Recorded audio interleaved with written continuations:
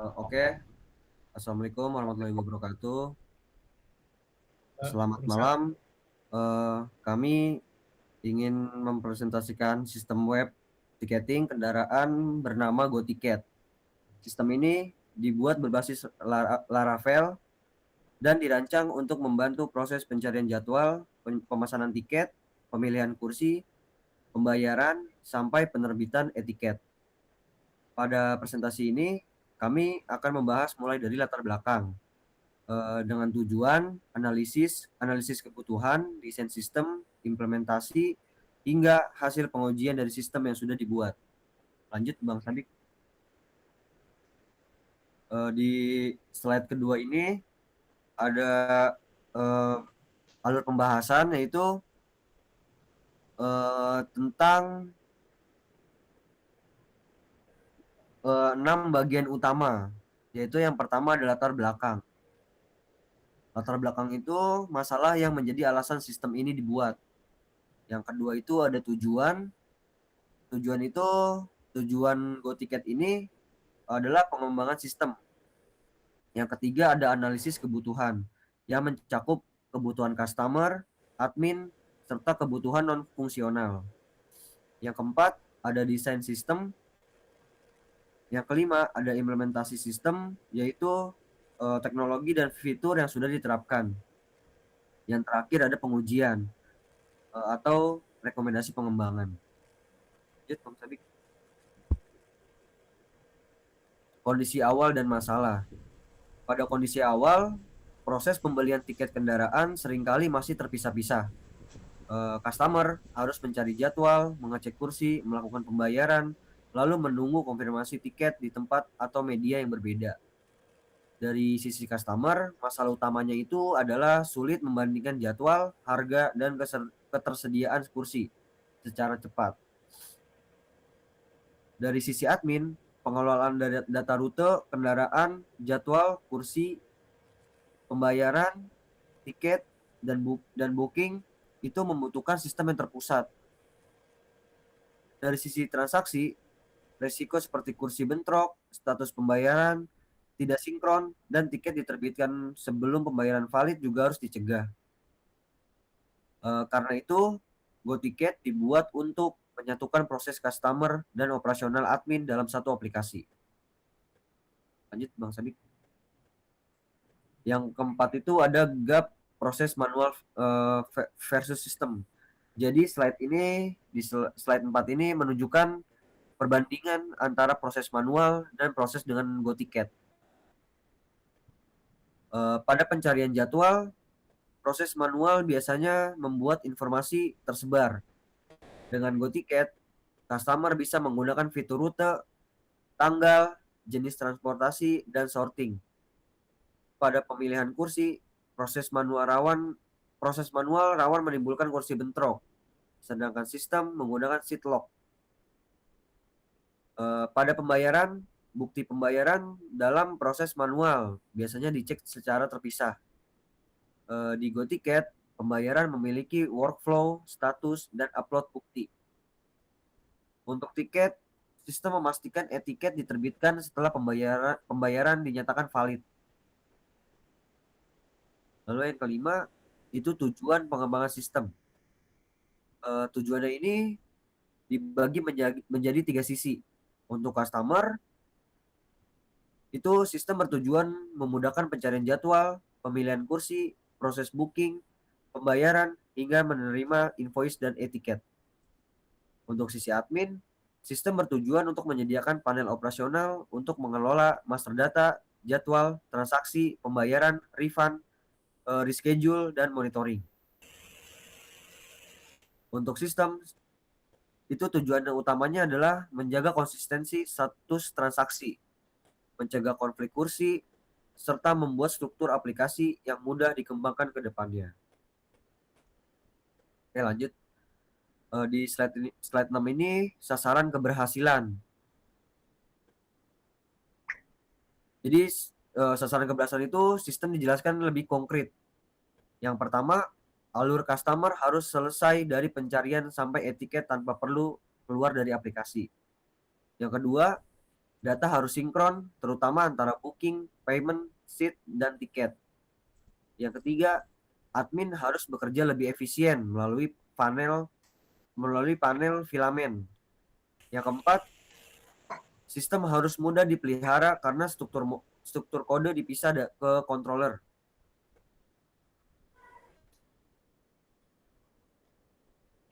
Oke, dilanjut oleh teman saya, Mas Yoga.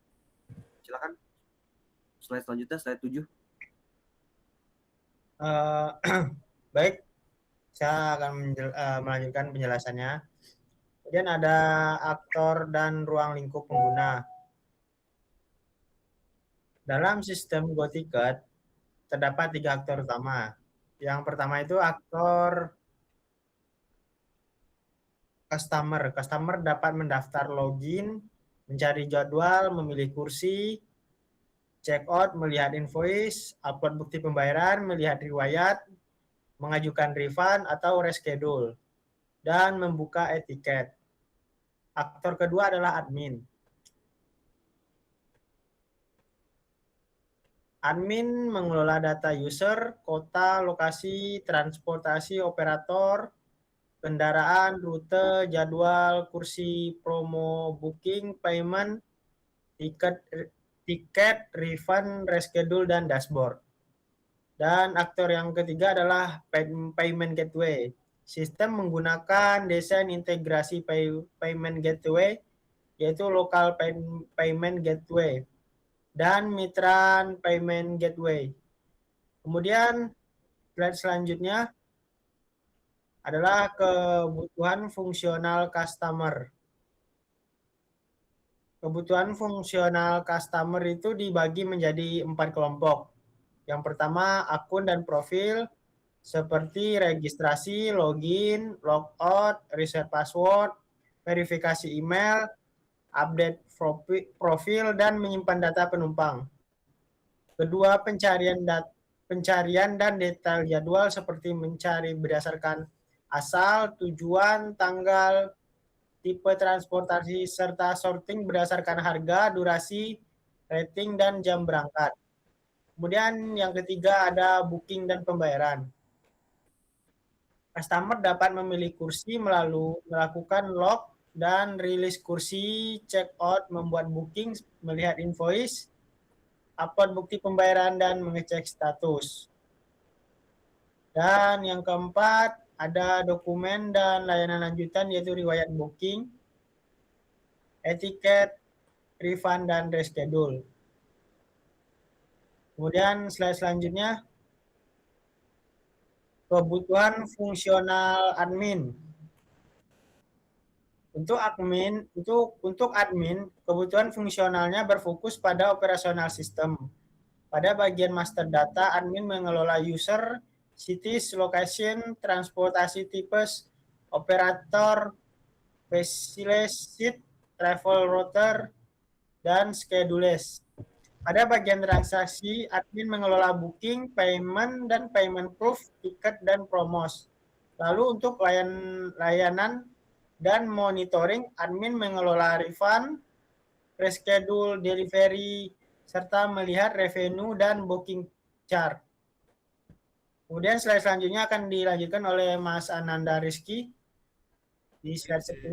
Di selanjutnya ada kebutuhan non fungsional. Di sini ada yang pertama ada keamanan, out with well atau role admin atau customer sign it, email, verifikasi, pembayaran dan pemisahan akses admin melalui film mail. Selanjutnya ada maintain. Nah itu. Di sini ada kode dipisah, resource config atau konsol, command sehingga lebih mudah dikembangkan. Selanjutnya ada reliabilitas transaksi dan usability. Selanjutnya ada aturan bisnis utama. Yang pertama ada kode otomatis yaitu booking, GTP, payment GTP, tiket GTT, agar mudah dilacak. Yang kedua ada status booking, pending payment, waiting konfirmasi, paid atau cancel. Yang selanjutnya ada status payment, waiting, upload, konfirmasi atau reject. Yang selanjutnya ada penertiban tiket, ada tiket ditertibkan setelah pembayaran dinyatakan selesai. Atau ada seat lock, kursi dikunci saat proses booking agar tidak dipilih customer lain. Selanjutnya ada arsitektur sistem. Pertama ada presentasi, yang kedua ada yang presentasi ada blade viewers, terus CSS, filament dan admin. Yang selanjutnya ada aplikasi, controller, from, handling, midwell, sama routers. Terus ada service, seat lock, payment, notifikasi, sama booking change. Selanjutnya ada domain atau data, model dan database atau relationship. Selanjutnya ada desain data dan relasi domain. Data dibagi menjadi katalog perjalanan transaksi booking dan layanan purna jual. Yang pertama ada katalog perjalanan, transportasi, tipe dan juga lokasi operator, kendaraan, router dan schedule atau ya itu. Selanjutnya ada transaksi inti, dan selanjutnya ada layanan lanjutan. Selanjutnya ada flow transaksi customer. Flow ini menggambarkan urutan fitur dari halaman customer sampai tiket diterima. Yang pertama ada search, yang kedua ada schedule detail, yang ketiga ada seat log, yang keempat ada checkout, yang kelima ada payment, yang keenam ada tiket. Yang ketiga ada flow operasional admin. Admin tidak hanya di input tetapi mengandalkan siklus transaksi dan monitoring. Yang pertama ada setup katalog, input kota, lokasi, tipe transportasi, operator, kendaraan, rute, jadwal, dan kursi. Yang kedua ada validasi transaksi, cek booking, payment, status pembayaran, refund, dan reschedule. Yang ketiga ada publikasi tiket. Saat pembayaran paid, sistem menghubungkan booking dengan tiket atau e-tiket. Yang terakhir ada monitoring, pantau stars daily, booking status atau customer service stars. Selanjutnya akan dilanjutkan oleh Mas Sabik. Baik, selanjutnya ada stack teknologi. Stack teknologi yang digunakan pada sistem ini adalah Laravel 13 sebagai framework backend, lalu PHP 8 sebagai runtime, Filament 5 untuk admin panel, Tailwind CSS 4 untuk tampilan customer, dan Vite 8 untuk build asset frontend. Untuk database-nya kita menggunakan MySQL sebagai setup. Selain itu, sistem juga memiliki desain payment gateway yang mendukung local gateway dan mid-range gateway.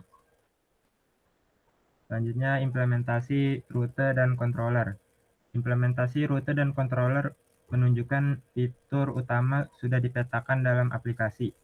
Pada bagian public dan out terdapat rute untuk halaman utama, search, detail, schedule, login, register, reset password, email verification, dan logout. Pada bagian booking flow terdapat rute untuk membuat booking dari schedule, log dan release sheet, checkout, store booking, history, dan invoice. Lalu di bagian payment dan tiket terdapat rute untuk payment initiate, payment instruction, payment status, simulate payment, upload payment proof, ticket show, dan payment callback. Selanjutnya service layer dan proses bisnis. Service layer digunakan agar proses bisnis tidak menumpuk di controller. Seat lock service digunakan untuk mengunci kursi selama proses booking. Booking price service digunakan untuk menghitung harga booking. Payment service digunakan untuk mengelola pembayaran dan integrasi gateway. Lalu booking change service digunakan untuk proses refund dan reschedule, termasuk perubahan status. Lalu booking notification service digunakan untuk menangani notifikasi yang berkaitan dengan booking dan pembayaran. Dengan pemisahan ini, kode menjadi lebih rapi, mudah diuji, dan mudah dikembangkan. Selanjutnya, implementasi pembayaran dan etiket. Pada bagian pembayaran, sistem menggunakan Payment Gateway dan Payment Gateway Manager. Implementasi yang tersedia adalah Local Payment Gateway dan Midrange Payment Gateway. Workflow pembayaran dimulai ketika customer melakukan initiate payment. Setelah itu, customer dapat melihat instruksi pembayaran, mengecek status, melakukan simulasi pembayaran, atau upload bukti pembayaran. Untuk etiket, tiket diterbitkan setelah payment berubah menjadi paid. Artinya status pembayaran menjadi dasar validasi sebelum customer menerima etiket.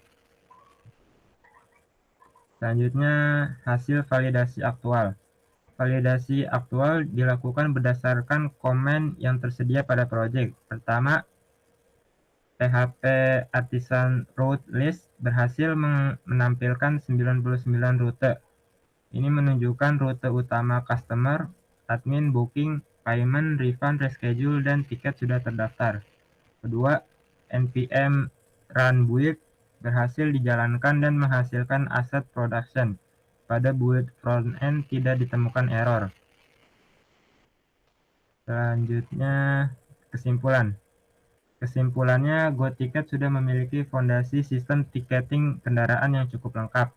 Dari sisi customer, sistem sudah mendukung alur dari pencarian jadwal sampai jadinya etiket.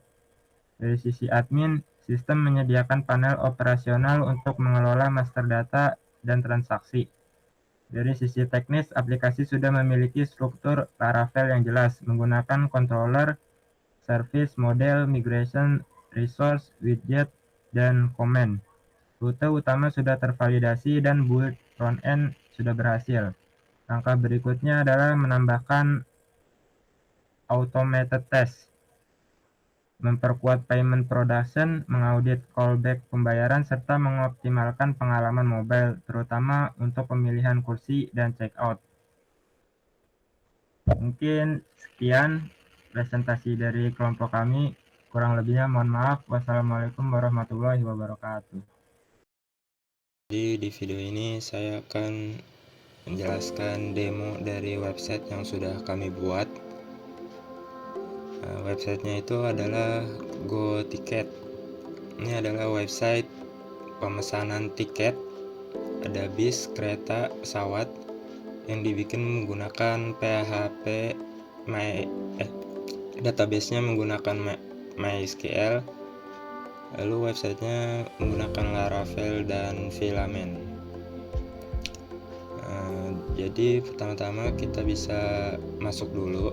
Di sini saya akan masuk sebagai admin saja.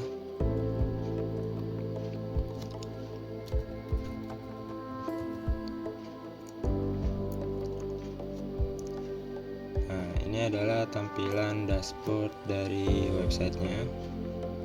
Kalau kita scroll, ini ada info-info seperti diskon, terus transportasi yang tersedia, lalu rute-rute populer. Nah, untuk menggunakannya kita bisa pilih di sini mau bis, kereta, atau pesawat. Lalu pilih lokasi asal, misalkan stasiun Bandung mau ke stasiun Surabaya. Lalu pilih tanggalnya, misalkan saya mau tanggal 4, lalu ada berapa orang, misalkan 1 dewasa. Lalu kita klik ayo cari. Nah, di sini ada pilihan tiket-tiketnya, ada banyak, atau kalau mau difilter juga bisa di sini. Misalkan saya mau pilih yang ini. Nah, di sini ada deskripsi dari tiketnya, harganya berapa, berangkat jam berapa, tiba jam berapa. Kalau sudah, kita klik pilih kursi. Nah, di sini kita bisa pilih kursinya mau duduk di mana. Misalkan saya mau pilih di J4. Klik lock kursi dan lanjut. Nah, di sini ada form pengisian data penumpang. Misalkan kita ubah namanya, kontak pemesannya, lalu penumpang yang menaiki. Misalkan saya sudah punya data ini, lalu di sini kode promo kalau misalkan ada atau mau pakai di sini. Kalau sudah, klik buat booking.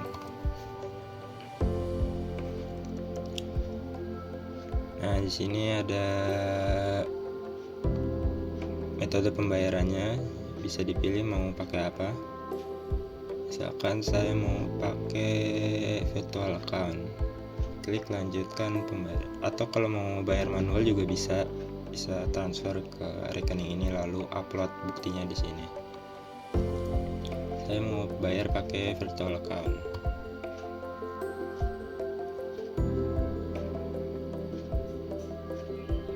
Nah, nantinya akan diarahkan ke Midtrans. Kita pakai Midtrans Sandbox. Misalkan saya mau bayar pakai BCA, kita copy saja. Lalu kita buka website Midtrans Simulator. Jadi saya mau bayar pakai BCA virtual account, tinggal di paste saja nomornya di sini, klik bayar.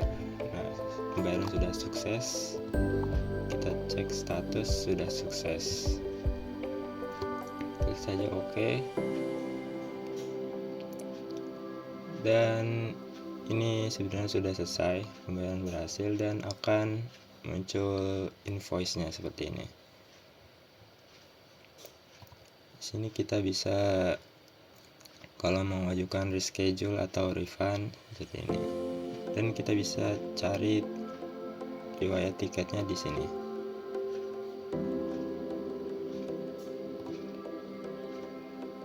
Nah, ini adalah bentuk dari tiketnya. Selanjutnya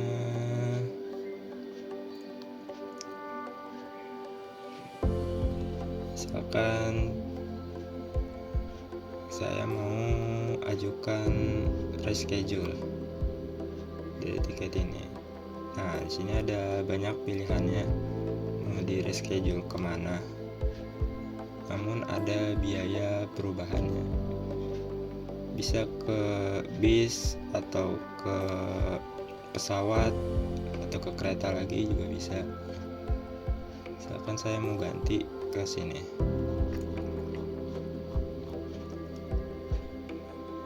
lalu klik kirim pengajuan reschedule. Pengajuan reschedule berhasil dikirim. Kalau kita lihat di menu adminnya, nah di sini kita menggunakan filamen. Yang tadi history tiket yang terakhir itu ada di sini, dia akan muncul. Nah, tadi kita bayar pakai virtual account, valid seperti itu. Lalu nanti akan muncul di booking. Nah, bukan ini. Nah, yang tadi bisa kita ubah dari isu ke complete, atau karena tadi kita mau reschedule bisa di refund atau di complete saja. Nah, misalkan sudah berhasil, nanti dia akan berubah statusnya menjadi complete. Nah, selanjutnya untuk city ini adalah kota-kotanya yang ada di sini. Nah, ada gambarnya seperti ini. Selanjutnya log notifikasi ini aktivitas website. Misalkan yang tadi itu terakhir kita mau ajukan reschedule yang ini kan, dia akan muncul di sini.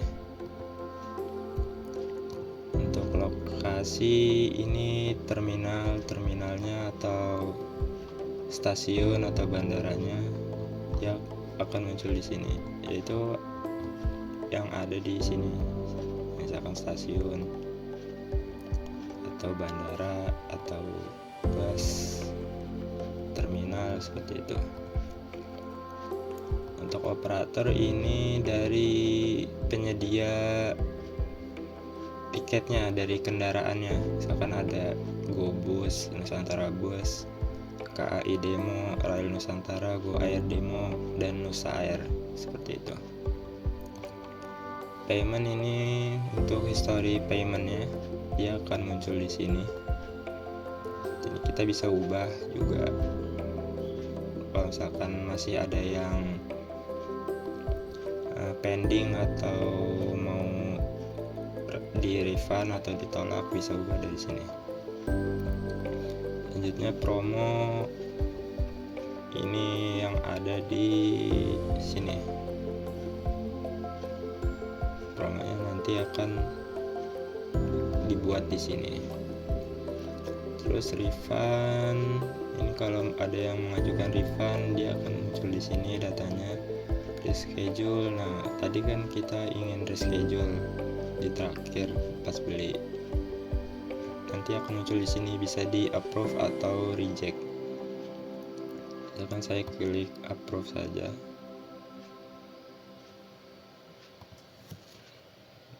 Nah, di sini bisa tulis catatan. Misalkan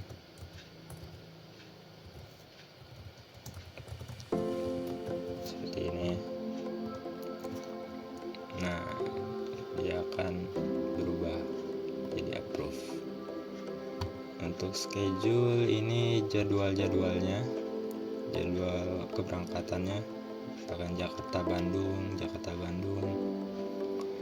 Surabaya. Kita ada banyak datanya ya, karena kita menyediakan jadwal untuk sebulan ke depan. Untuk seat ini tempat duduk, dari satu moda transportasi aja ada banyak, jadi kita juga seatnya ini ada banyak seperti ini, A1, A2, A3, A4 seperti itu. Selanjutnya tiket ini tiket-tiket yang sudah dibeli. Nah, jadi setiap orang akan memegang satu tiket, atau setiap satu pembelian akan dapat satu tiket. Nah, nanti akan muncul di sini. Selanjutnya transportation type, ini transportasinya yang ada di sini. Ada bis, kereta, pesawat, gambar-gambarnya ini. Nah, seperti itu.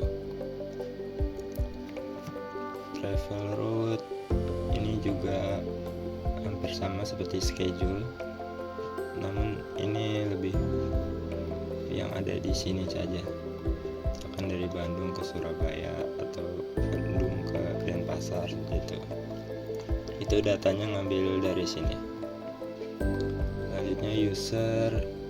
Sini kita ada untuk admin, ada super admin, yaitu admin GoTicket. Lalu ada customer service, ada di customer service demo, lalu operator ada di operator GoBus. Jadi masing-masing ini bisa masuk ke menu admin, namun dengan batasan-batasan tertentu. Operator ya untuk menghandle bis-bisnya saja, terus customer service untuk kebutuhan customer saja. Kalau super admin dia yang saya buka ini, dia punya akses ke semuanya. Selanjutnya vehicle, ini operator-operatornya, ada bis ini, kereta ini, pesawat ini, dia datanya ada di sini. Nah, selanjutnya saya tunjukkan admin dari yang lain. Ini kan super admin, saya mau coba di customer demo.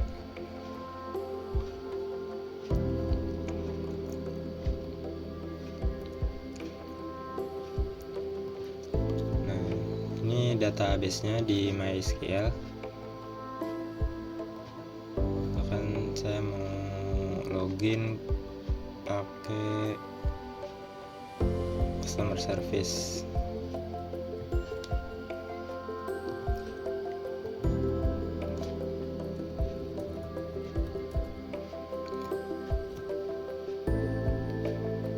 Nah, customer service dia hanya punya akses ke booking, log notifikasi, payment, refund, reschedule, dan tiket saja. Dia hanya punya akses ke sini saja, jadi lebih sedikit dibanding super admin. Selanjutnya untuk operator,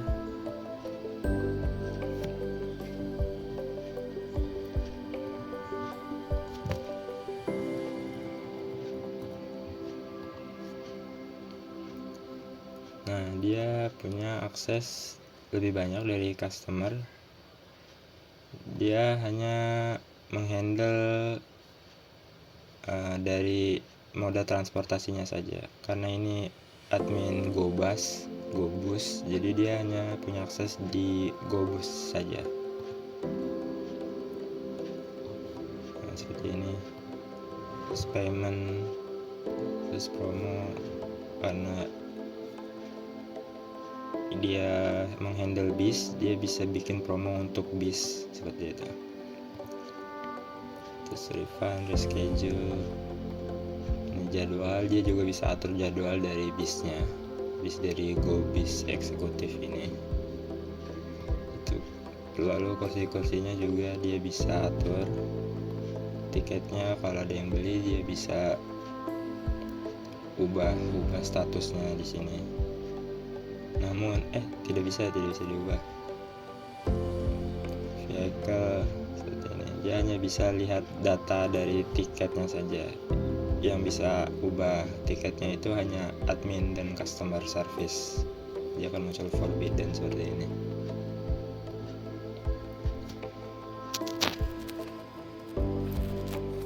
Mungkin ini saja demo dari website GoTicket.